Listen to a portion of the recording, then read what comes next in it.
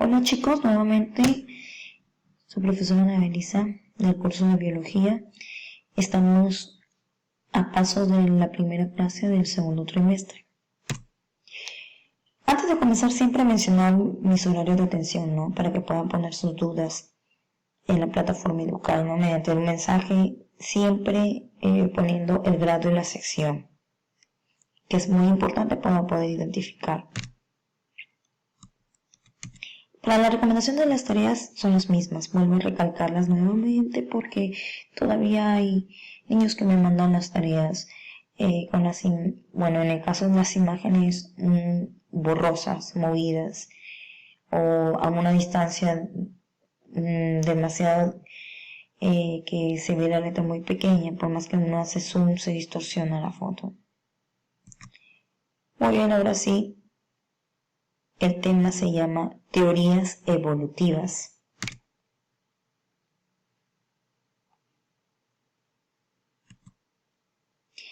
Como teorías evolutivas tenemos a lo que son la teoría de Lamarck. En estas teorías, este personaje hace alusión a los planteamientos que son conocidos como transformismo. En esencia, corresponde a una concepción de la naturaleza integral y en constante evolución, de lo cual no pueden excluirse los seres vivos. Para el transformismo era una consecuencia lógica de sus puntos de vista sobre la naturaleza del mundo orgánico. Se llegaba a ellos por deducción a partir de los axiomas fundamentales que gobernaban a todos los seres vivos. De acuerdo a sus afirmaciones, los organismos más sencillos, los animales y los vegetales, se originaron por generación espontánea y posteriormente, en el transcurso de los tiempos, se fueron formando por una parte todas las clases de animales y por otra las plantas.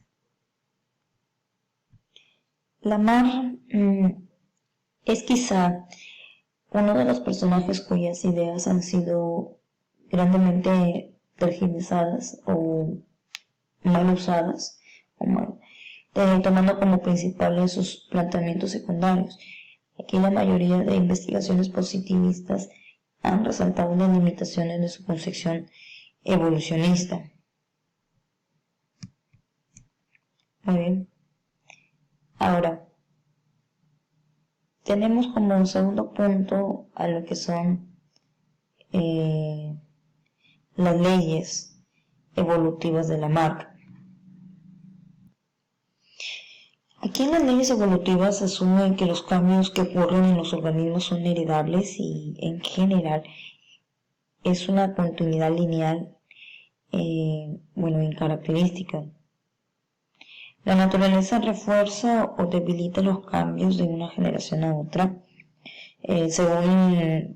según presente o no utilidad para la satisfacción de las necesidades materiales que tenga el organismo. Para mayor sustento de dichas ideas, Lamarck formuló dos leyes evolutivas. La primera era la de ley del uso y desuso, y la segunda, la ley de la herencia de los caracteres adquiridos. La primera establece que en todo animal el uso frecuente y sostenido de un órgano lo desarrolla poco a poco. La necesidad crea el órgano proporcionalmente a la duración de su empleo, es muy independiente a eso, y la falta constante de su uso de algún órgano o de este mismo de repente que lo debilita gradualmente y finalmente acaba por hacerlo desaparecer. La segunda ley plantea que todo lo que la naturaleza ha hecho adquirir o perder a los organismos, sea por influencia de las circunstancias y por lo tanto por la misma ley del uso, a falta de uso de cualquier órgano, lo conserva a través de la reproducción en los descendientes, siempre que los cambios adquiridos sean comunes a ambos sexos.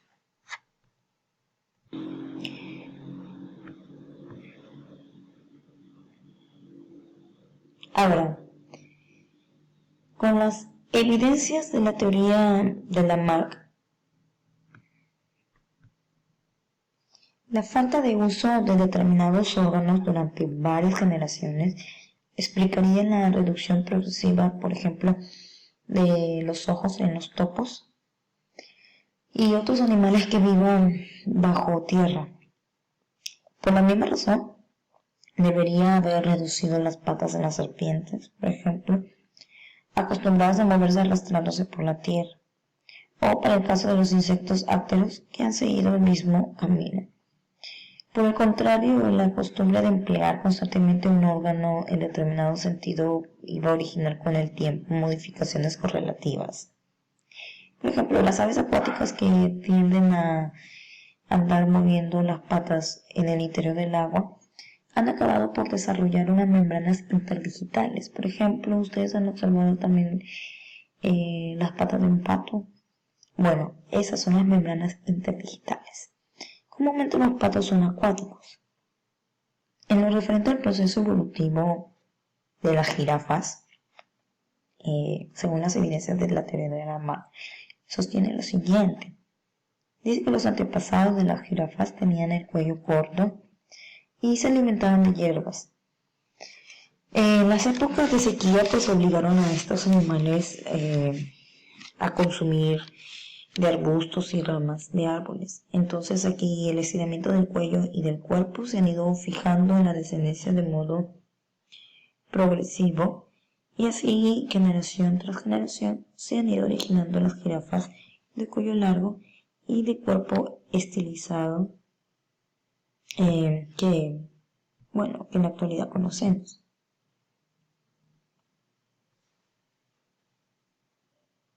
En las teorías de la selección natural está lo que es Darwin y Wallace.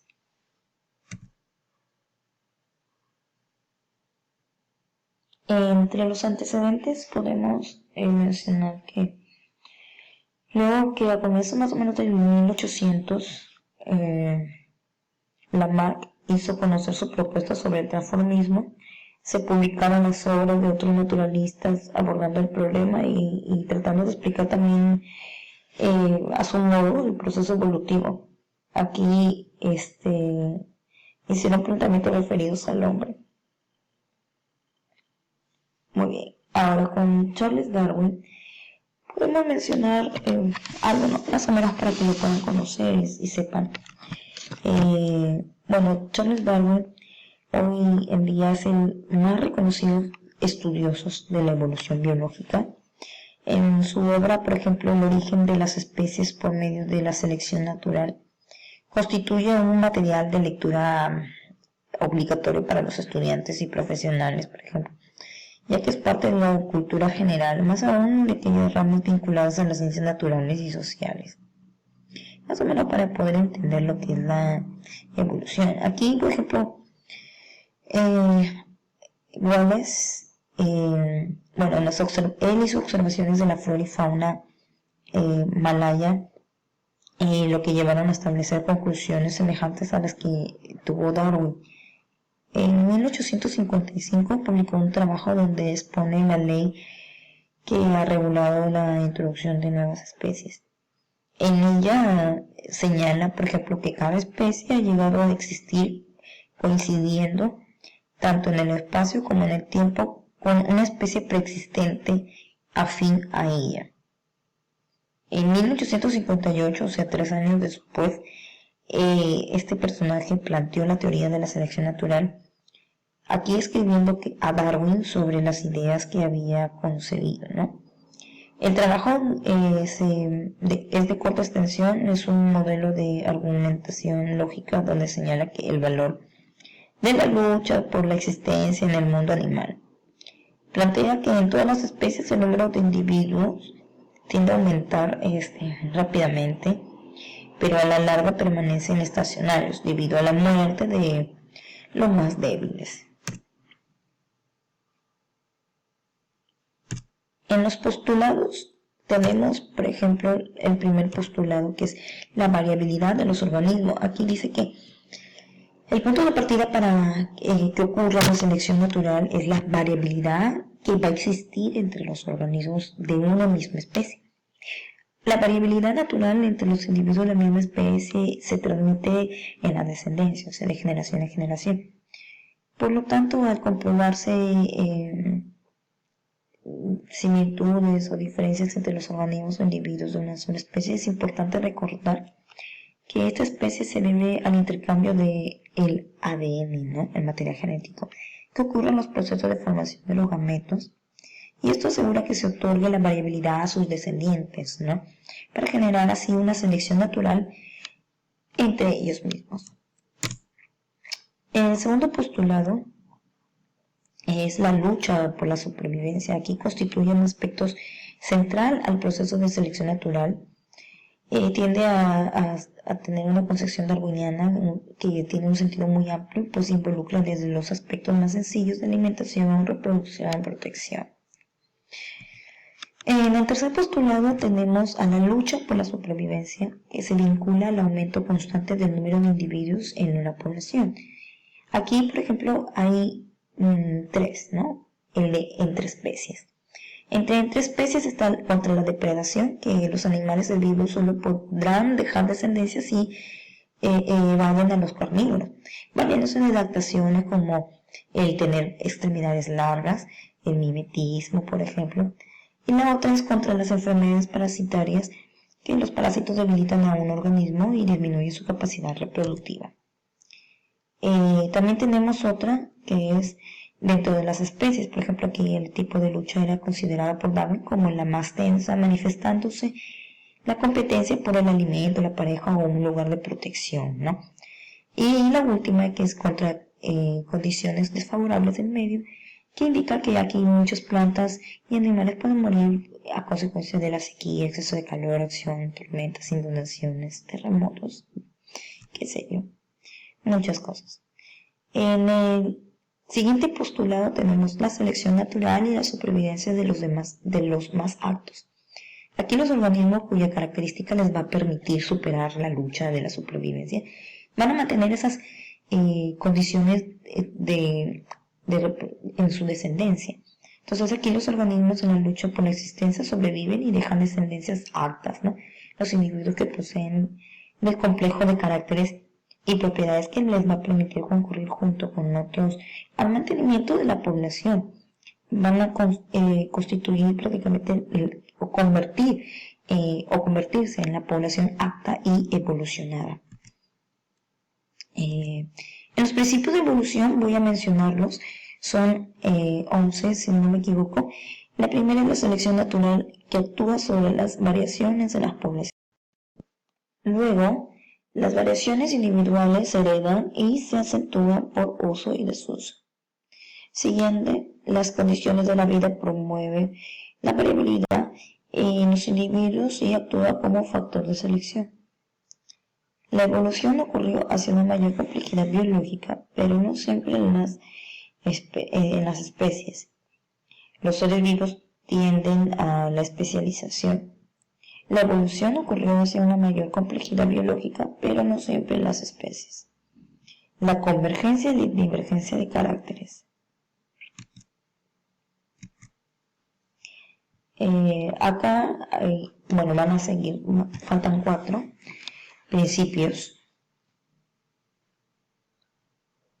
Tenemos aquí el principio de correlación, el principio de compensación y economía de crecimiento, la selección natural y que tiende a continuidad no direccional, y el principio de la organicidad y especificidad.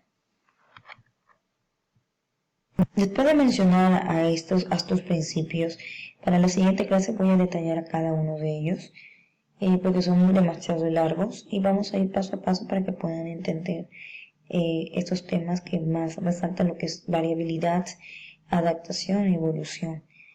Muy bien, chicos, eso ha sido todo. Nos vemos en la siguiente clase. Cuídense mucho y ya saben, las consultas por Educare. Hasta luego, chicos.